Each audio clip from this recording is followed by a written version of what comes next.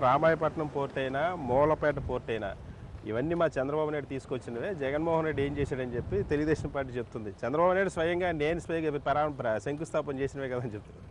Sir, Chandrababu Naidu గారు ఎలక్షన్లు notification వచ్చిన తర్వాత సంక్రాంతి వెళ్ళి ఫిబ్రవరి వచ్చిన దగ్గర నుంచి ఆయన వేసినటువంటి శంకుస్థాపన రాళ్ళు, ఇక ఆయన అంతా ఫిబ్రవరి మార్చి అంతా శంకుస్థాపన రాళ్లే. దేనికి? భోగాపురం ఎయిర్పోర్ట్ శంకుస్థాపన చేశాడు. ఏ అనుమతులు వచ్చినాయి? ఏ అనుమతులు రాలేదు భోగాపురం ఎయిర్పోర్ట్కి. అట్లాగే రామాయపట్నం పోర్టుకి ఏమిచ్చాడు? ఊరికే టెండర్ బిల్ ఆయనకి అదానికి అప్పచెప్పి అన్నాడు. అదాని నాకు వద్దన్నాడు. అదాని వద్దన్నా సరే, అదాని వదిలేసినా సరే వెళ్ళి శంకుస్థాపన చేశాడు. ఎవడ కడతాడండి శంకుస్థాపన? శంకుస్థాపన ప్రతోడు చేస్తాడండి. నేను చేయగలను. ఇవాళ బోళ్ళని ఇక్కడ బందర్లో ఇన్ని పరిశ్రమలు బోళ్ళ నాటికి ఓ దెమ్మగట్టి 5,000 రూపాయలు 10,000 రూపాయలు అవుతుంది దెమ్మగట్టి శంకుస్థాపన చేయడానికి. ఏంటి ఈ బందర్ పోర్టు శంకుస్థాపనకి ఎంత ఖర్చు పెట్టాడు తెలుసా అండి? 8.5 కోట్ల రూపాయలు శంకుస్థాపన ఖర్చు పెట్టాడు. ఆ డబ్బులు ఎడితే పనులన్నీ వచ్చాయి కదా. 8.5 కోట్ల రూపాయలు, 8,60,00,000 రూపాయలు బందర్ పోర్టుకి ఒక దొంగ శంకుస్థాపన చేసి ఖర్చు పెట్టారు.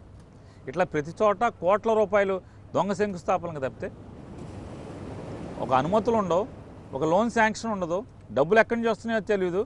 ఊరికే ఎలక్షన్ల ముందు మాత్రం ఏప్రిల్లో పోలింగ్ అంటే ఫిబ్రవరిలో మార్చిలో శంకుస్థాపన చేశా అంటే ఏంటిది? మోసం శంకుస్థాపన. సార్, బందర్ పోర్ట్ని ఈ స్థాయికి తీసుకొచ్చారు. వ్యక్తిగతంగా మీరు చాలా సంతృప్తిగా ఉన్నారు. ఎందుకు సార్ మళ్ళీ పోటీ చేయమంటున్నారు? సార్, మీరే చెప్తున్నారు కదా సంతృప్తిగా ఉన్నారు. మనిషికి సంతృప్తిని మించింది ఏముంటుంది? సాధారణంగా రాజకీయ నాయకులు ఎవరైనా ఇంత వర్క్ చేసిన తర్వాత మళ్ళీ పోటీ చేయాలనుకుంటారు కదా సార్. నేను ఇది రాకముందే ఇవన్నీ చేసి మానాలి. నాకు జగన్ మీద నమ్మకం, ఒక సంపూర్ణమైన విశ్వాసం. ఇవన్నీ చేసి పెడతాడు. నేను మెడికల్ కాలేజ్ అడిగాను, ఇస్తాడు, చేస్తాడు. పోర్టు నాకు చేస్తా అని చెప్పాడు, చేస్తాడు. ఇట్లాంటి నాకు నమ్మకం ఉంది. ముందే నిర్ణయించుకున్నాను. చాలా తృప్తిగా. ఓ మనిషికి ఏం కావాలి? ఆ ఊరికి కావాల్సింది చేయడం కంటే ఏం కావాలి? చేశాను. ఇన్నేళ్ళు 25 ఏళ్ళు రాజకీయాల కోసం బతికాను. ఎంతో కొంత నా ఊరిలో నాదంటూ ఒక మార్క్ వేద్దాం, ఈ పనులు చేద్దామని చెప్పి బతికాను. ప్రజాసేవ చేయాలని కాంక్షతో బతికాను. ఒక్కసారి ఎమ్మెల్యే అయితే చాలే అనుకున్నాను. 3 సార్లు ఎమ్మెల్యే అయ్యాను, మంత్రి కూడా అయ్యాను. ఇది తృప్తికరమైన జీవితం, రాజకీయ జీవితం. చివరి 10 ఏళ్ళన్నా నా కోసం, కుటుంబం కోసం బతుకుదాం అనుకుంటున్నాను. అంతకుమించి వేరే ఏం లేదు. మీ బ్రాండ్తో మీ అబ్బాయి కృష్ణమూర్తిని తీస్తున్నారా పాలిటిక్స్లోకి? ఆయన జగన్మోహన్ రెడ్డి గారు పరిచయం చేశారా? ఏం డిసైడ్ చేశారు మీరు జగన్మోహన్ రెడ్డి గారు పేరుని కిట్టు కోసం? రాజకీయాల్లో వాళ్ళ కొడుకు వీళ్ళ కొడుకు అంటే అవన్నీ అవ్వండి. ఇప్పుడు రాజశేఖర రెడ్డి గారి కొడుకు జగన్మోహన్ రెడ్డి గారు వచ్చాడు, 14లో సీఎం అయ్యాడా?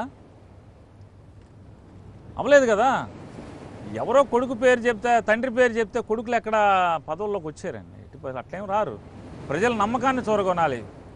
ప్రజల నమ్మకాన్ని పొందినప్పుడు మాత్రమే రాగలరు. పలానాయన కొడుకు అంటే పలానాయన మంచోడు, ఈయన కొడుకు కూడా సర్లే అనుకుంటారు తప్పితే అవకాశం ఎందుకు ఇస్తారు? నమ్మకం కుదిరినప్పుడు ఇస్తారు. అంటే నా కొడుకు అంటే ప్రజల్లో నమ్మకం కలిగించుకోగలిగితే అతనికి అవకాశం ఇస్తారు ఖచ్చితంగా.